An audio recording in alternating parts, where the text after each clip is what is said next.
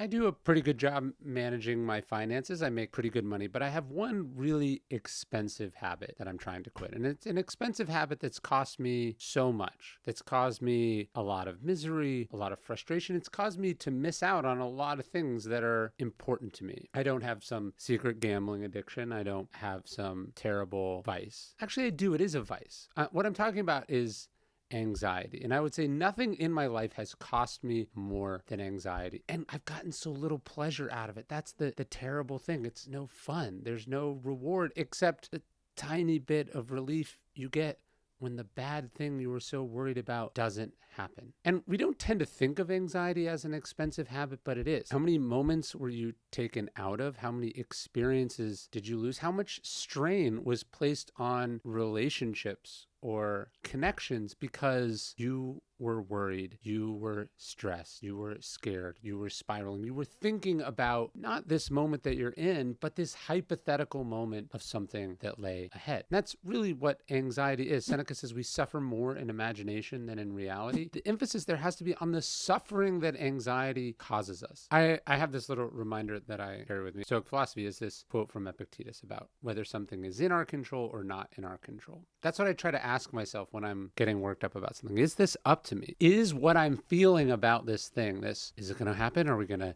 make the connection? Am I going to get to the airport in time? Is it going to be delivered? Is it going to go my way here?